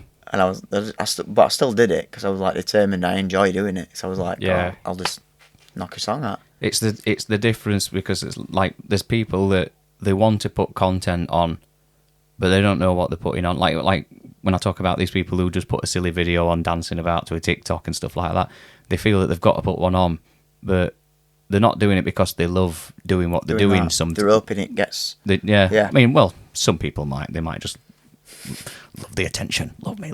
But it's like... But yeah, there's you know, you're already probably going to be in your house playing your guitar when you're at home anyway. Yeah. So you might as well just film it because it's just happening. Yeah. Like you said, you're writing a song and all you're doing is just filming the last few minutes of that jam session so that you can put it on there. But there's people that they're literally racking the brain, like, oh my God, what can I do today? What's stupid? You know, shall I smash my face in a bowl of milk or something? They do. This is what they do. The people are just really bizarre. Some of the most bizarre videos, like, are the one, like, there was this guy last week I saw on TikTok. He just goes up to... I found myself watching him and scrolling down his other videos. And he literally goes up to people at the street and goes, hello, can you record me phone? And he goes, can you record me watch do a backflip? And then he tries and lands on his belly because he can't. And then gets up and stops it. And that's it. I'm like, what does he do when he finally stops that? It's that addiction to cringe, isn't it? It's like you start watching a video and it's like a car crash. You can't look away. You've just got to just keep watching it. And I mean, there is. I think there's actually a page on Instagram, and it's just dedicates itself to posting cringy content every day. And it's just people that have tried to make content, viral stuff. Yeah, it's gone wrong, and it's just awful. But you just can't stop watching it because you're just like, oh, like you want the world to swallow you and them. To be fair, but it's weird because they end up doing. I bet it drives some people crazy because, like, sometimes some really good content, what will be like professional and really well done, might get a couple of thousand, and then they'll end up doing like millions, just being absolute nutters. And they're like, what the hell? What do you need to do? Yeah. I mean, I don't know how many times I've mentioned this on this podcast about the frustrations of the effort we go to, like putting songs together and music videos and all the stuff around it, and usually some of it's quite heartfelt. It's all very personal to you, and then you've literally just got someone just Pitbull. I don't know, eat it. Oh well, people putting videos on just eating like chili peppers and then just watching them. Like sweating the backside off and vomiting, and everyone's watching that video, and I'm like, well, I could have done that. Yeah. but I didn't want to be known for that. More authentic for you, you know. Yeah. Yeah. I can be sensitive to spice sometimes, but yeah. You're not that special. Brilliant. So we touched on we were talking about mental health earlier on. So one of the things that like I felt like we'd got a bit of common ground on as well, because obviously the music just goes without saying, but it's like I've seen that I've noticed you've got the wristbands on as well for Andy's band club. I know that you're like a big supporter of those as well. What I became aware of them about 2 years ago, so I'm quite late to the party really, because they've been around a while, haven't they? So what? Been going about 5-6 years. Yeah. So when I came out of hospital, my girlfriend was like, you going? And I was like, all right, okay. I was just like completely open at that point to get any support that I could. So then I just went, and I've been every single day, every week since. I'm like a facilitator now, which means that you're just like a volunteer that helps with people there who, like, I still go technically for me. Like, I think that's the thing that people like understand, is that it's helped me get through a lot. Like, there's still been times when I come out of hospital that I weren't in a good place and struggled. It's just like a non-judgmental place where you can go as a man and just talk to people. Like, people can always say, I can talk to your family, you can talk to your missus, you can talk to your pals, you can.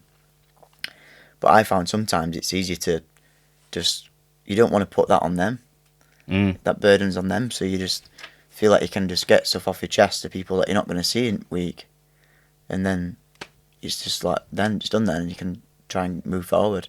Yeah. But I'm in a completely different headspace now. I'm so much more like positive and happy in life, and I've not really felt down for, well, it's not just about the drink, but I think that day when I like stopped drinking, I was like a lot of things still like, and I'm just in my head, and I'm just sort of like cleared all that. And Andy's Man Club has been one of the reasons that I've been a lot better.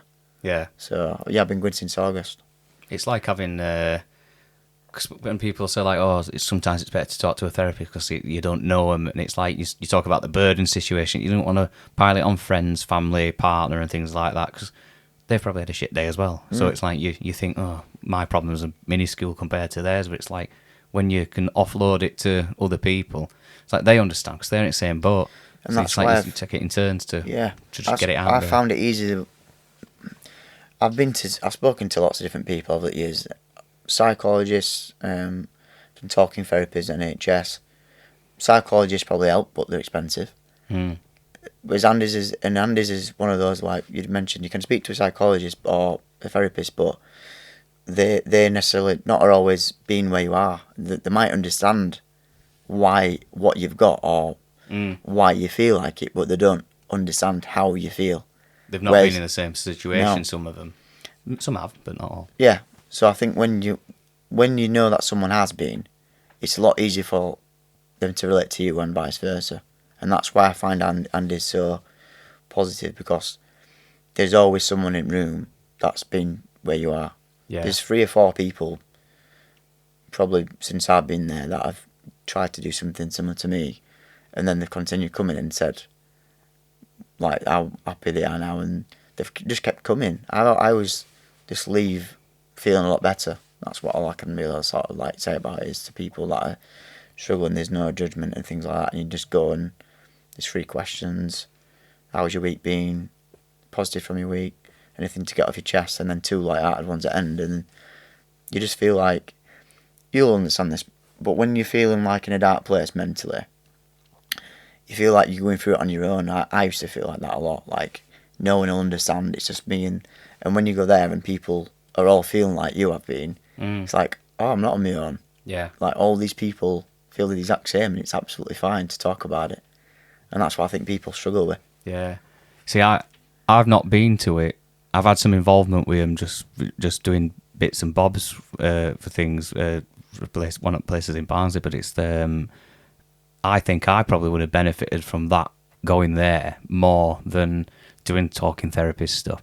I had a thing with like when I lost my dad, I had to like wait like a year for grief counselling and things like that, and it were and I've been on a waiting list long ago, like 2014 or something like that, just from my general mental health at that time. Yeah, and it was like.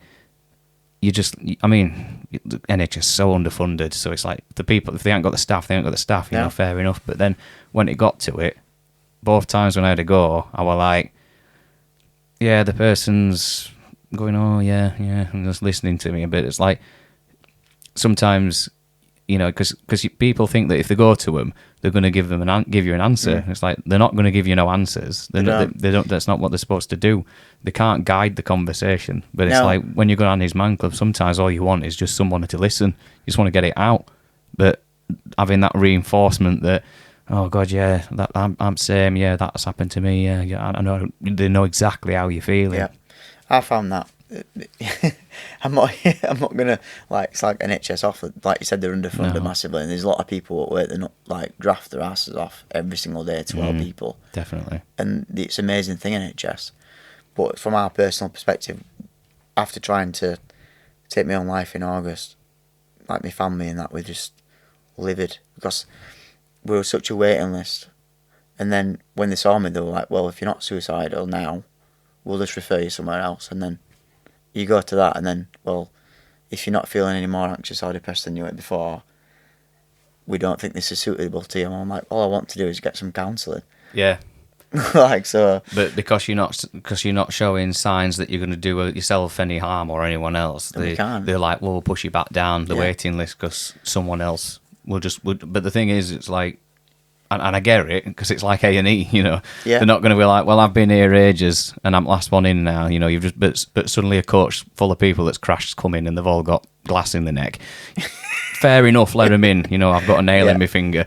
So you understand, don't you, when you're like, you go, oh, I'm not struggling as much as that person is right now, so they're going to bump them up. But at the same time, it's just a terrible model because it's not got.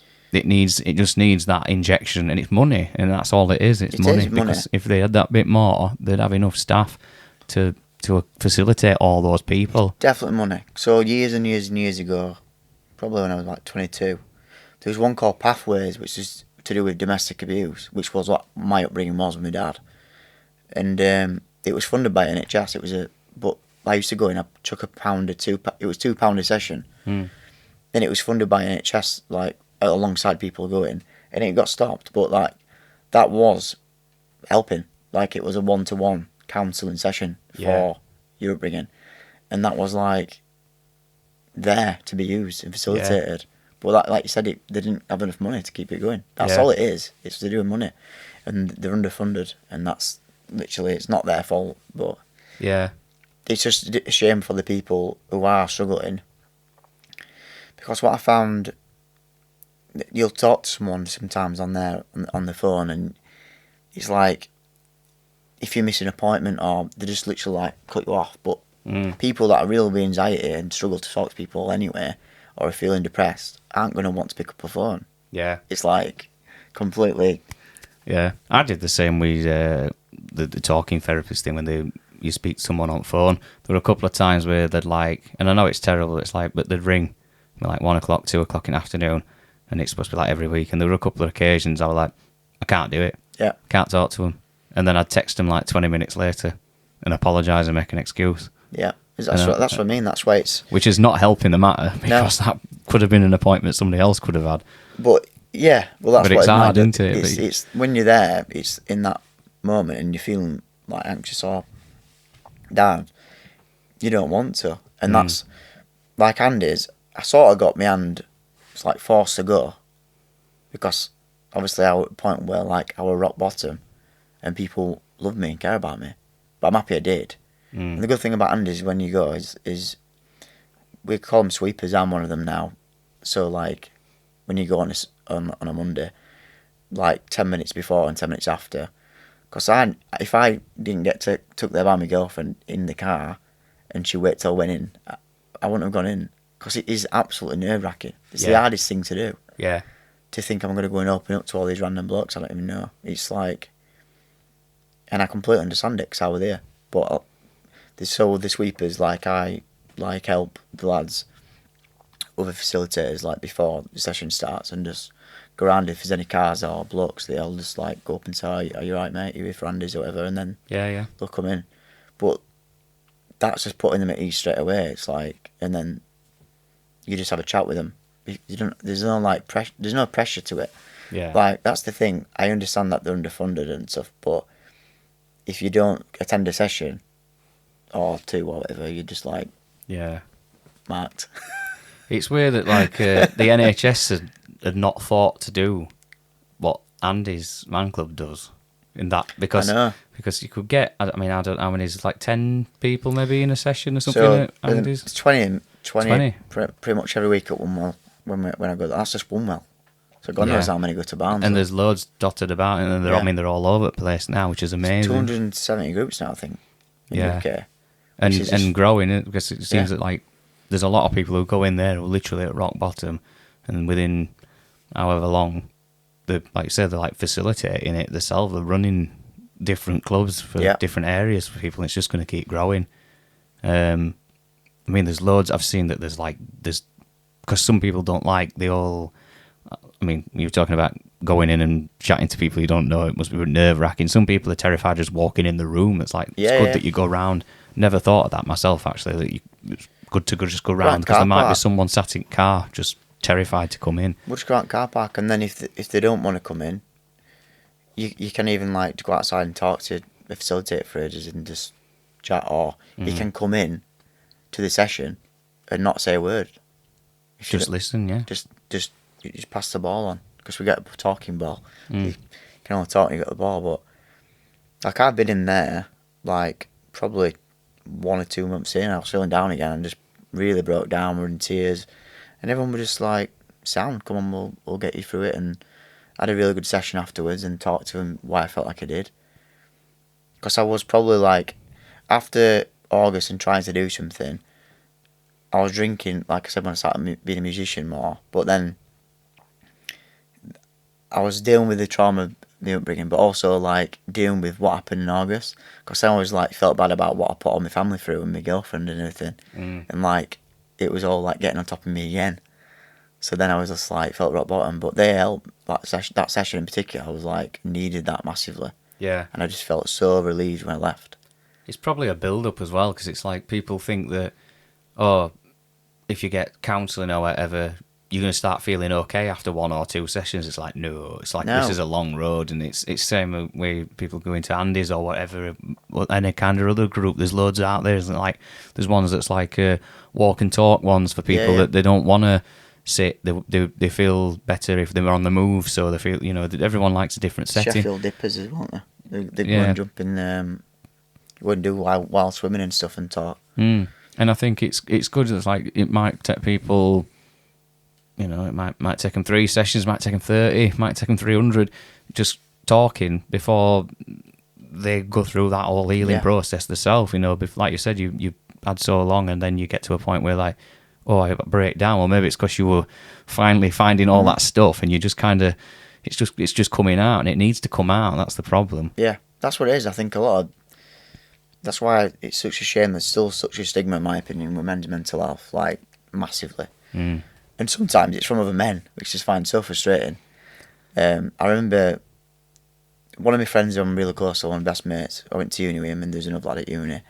And he, after a long time, I'll not mention names, but he said, one of the lads from the uni were like, oh, Daz says he's depressed, I've never known anyone be depressed. And then a couple of years later, he only told me this when this happened. He went, oh, you know what, I wish I never said that to you, because I'm really depressed, and now I understand exactly how I felt. And that's because he didn't understand until he'd been there.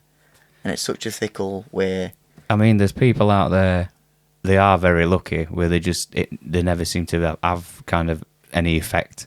So the people that they've never felt depressed. They can feel sad one day, they can feel low one day, but actual like clinically depressed to a point where they're thinking of doing something to themselves.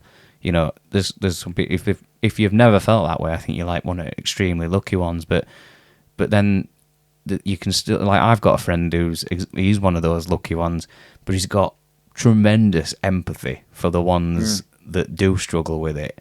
He don't understand it, but he's got empathy. But he acknowledges that it exists. Yeah. And he's not got that kind of like old school, oh, just get on with it, come on, stop messing around. But I think a lot of it can be to do with your upbringing, though. Because there's literally people I know in the 30s who they still act like we're in World War II. some really old school kind of approach to life, and not just to do with mental health, to do with everything around them. They're still really sexist, still really racist, and these are not my friends, these are just people I'm aware of that I've come across over time, some of which I've just seen online and stuff like that. And I agree with that massively. I think they've just had it like kind of engraved into them from being young, from their old school parents, who probably had really old school parents.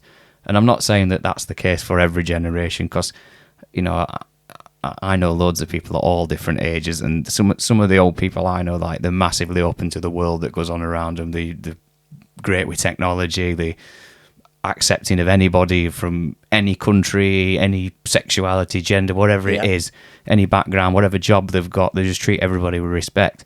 But then you've just got these certain people, they're just arseholes. And they've been around. There's been arseholes back then, there's arseholes now, but unfortunately the arseholes now have learnt from the arseholes back then, and they've just never seemed to have evolved. That's why I'm happy I'm like I am. I've always, and my siblings are, and my mum is. But my dad, I wouldn't call me dad, call him Ian, really, but he used to beat us up, but he was also extremely sexist, racist. He was like one of them people, like a bigot. Yeah. Maybe it's for me, was like thinking growing up, because I've got a brain, like, this isn't how you should act. This is not right. This is uncomfortable. This is not how a human should behave. And as I got older, I just hated it. So I'm like, now, just like, complete opposite and just so open to everyone. Like, that's how you should be. You should just respect everybody. Yeah. I say I've met a few people who've been in those types of situations growing up, and I think you go one way or the other. Yeah, and a lot of them have kind of said like the best way they've retaliated is to just be completely different to that person, and they've gone on and done their own thing and just live life their own way, you know. So that, like you say, you know, just growing up and being a decent person and trying to just get on in life, you know. There's when you've chose a path to do something that's really, it's only something that can bring positive vibes. It can bring joy to people. It's, you know, it's not something that like if I were going around, I thought, oh, I like smashing car windows. You know, that's my hobby. Unfortunately, that's causing bother to other people. You know, but you've chose something that people, if they don't like what you do, it's not. It's not going to affect the day. So, yeah, I think that's a success story in my eyes. Coming from somebody that's worked with kids in care in past as well, you know, there's not a lot of success stories when there's people that have had kind of traumatic childhoods. And, so it's kind of nice to see and hear really that people can come out the other side. That's one of the things I struggle with, I think. Like, my girlfriend be like, you don't realise how much you've gone through and how well you're doing, and I'm like, oh, it's like I shut it off. It's like, oh, I just crack on and just deal with it. That's quite an old school mentality, but it's bottling just, it up. Yeah, it's just like, I know I have gone through a lot, and I talk about it in these situations and Andy's more than anywhere else, weirdly, because I'm quite open about talking about it, but I don't really sort of think mine's any different to someone who's got a good upbringing. It's weird that my mind's just like, I've had an upbringing, I am who I am, I've tried to be a good person, but she's like, no, for what you've gone through, you could have like really gone a different way. Oh, definitely, yeah. You could have ended up in bother, you could have like, and apart from the impulsiveness of drinking, I've never really done anything, like I've just always like worked hard in my own job, I've progressed the job, and then music's always been passion and just tried to do well. That's it. That's all I've wanted to do. Yeah. No, I think well, I won't say it's rare, because there's loads of people that have obviously they've had something traumatic happen to them and they've managed to come out on the other side and still shining bright. But it's like but there's people that when they do that, they'll keep pushing forward, which, you know, whether it's music or it's just everyday life, whatever, they'll keep pushing forward, and they don't talk about it. But I think it is important to just let it out every now and then, because, like you say, it's like, yeah, you might feel like you potentially might have gone through the worst in the past year or something like that, but it's like you won't want it to be like building back up again in background by trying to run away from it. It's like it's happened, and acknowledge it almost. And it's like, you know, you talk openly about like what you went through last year, and like it's awesome that the fact that you've kind of saying you talk like August onwards. It's almost like it's like a rebirth, isn't it? You know, and it's such a good thing, but it's that self-awareness, knowing that, well, these things weren't good, and that's what it's led up to, but I've survived that, and I'm still going, and there's so much more I can do, and obviously doors are opening, and it's only beginning, really, isn't it? There's like, you know, this you talk about this solo, fresh kind of acoustic journey. It's like brand new, like one song release is that solo journey, and it's completely different. Like, I never put content out. I never writing songs, never on like social media. I try to do everything really professional. Only put music videos out.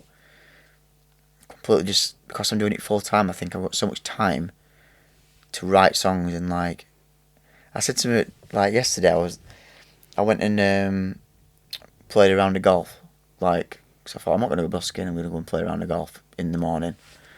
And I text my girlfriend saying, oh, I feel really guilty because like now I'm earning money gigging on weekends and I've got all this free time. And she was like, why do you feel guilty? Like, you've decided to do something with your life, like you've worked hard since August, just in like, it's not your fault everyone else is at work. You're lucky that you can do something you love, but you're still working hard. So just enjoy it. But in mind, I was like, no, it's not fair. But like, I'm getting used to this different way of life, but I am also like, because I've got so much more time, I can do so much more, like with my music, which I've never been able to do, like these videos and like songwriting. And if I want, like next week, I think I might go busking in Newcastle. Yeah. Like, if I still did what I used to do, I wouldn't be able to do it. See, that's one thing. I wish I'd done that in my 20s, because I were living the reverse weekend where it were, 2 to 4 gigs, and then the rest of the time I'd just be like, well, it's my weekend, so I'm going out, and I'd just get smashed all the time. Right. And like I said, just wasting loads of money, just causing chaos for myself. And realistically, that time I should have been doing like more stuff, really, like constant videos and creating things. And I won't say it's time wasted, because part of it, like you said, we was talking about, I've had some laughs along the way. Yeah. But there were points where I thought to look back and thought, actually, I should probably could have skipped that night out, because that were a bit crap, and I could have done something really productive. But you live and learn, don't you? Yeah, that's it, pal. We're both doing what we love, aren't we? That's it. That's the main thing. Yeah. And you mentioned Wunwell earlier. That's where I'm from originally. Is it? It is, yeah. That's where I'm living now. Is it really? Yeah. Bloody hell. Oh, you can walk. You can walk to work then, can't you, when you're on High Street? Basically. Well, it's funny you should say that, because I got busing last time and I last took piss out of me. Well, I've got my guitar and my amp and that. People don't understand. They get quite heavy after a while, don't they? Yeah, they do. Yeah. My shoulders have got massive. Yeah. We'd just been playing abroad, and we literally just took like guitars in soft cases, and I had that and a like a pedal board in like a soft bag over my shoulder. Honestly, the way I would behaving, you would have think I were carrying Mike Tyson on my back, because 12 flights in 3 weeks with that constantly in and out. Honestly, I'm still don't think I'm fully recovered, but I think that's because I'm 40 next year. So you've got a good 8 years where you'll be all right for a bit longer. Yeah, we're looking fresh for his age, don't we? Well, you are. I'm a bit more streamlined, but we survive. We do, pal. So I always like to end my podcasts on asking my guests what advice you would give to your younger self, knowing what you know now. Don't be so hard on yourself, I think, and don't party so much. Yeah. When you were a bit younger, yeah. I think that's what it'd be. Yeah. Avoid kitchens at 4 a.m. Yeah. Talking crap. I don't need a kitchen or alcohol to do that anymore, me now, honestly. I can talk for England, to be fair. I think I need one of those Andy's Man Club balls, to be honest with you, just so that, just take it off me when I'm talking too much. If we do this again next year, I'll bring one in. Yeah. We'll keep passing it back and forth. Well, thank you very much for coming in. Good luck with all the stuff that's coming up. You've got gigs coming out your ears now. There's festivals. They're already trickling through. I'm sure it's just the start. It's great to hear that you've been through so many kind of challenging things, or so many obstacles, and you've come out and you're just kind of blossoming, and you're putting all this great stuff out there. It's really refreshing to see. So cheers, mate. Thank you, and hopefully we'll be speaking again soon. 100%. Cheers. Cheers, pal.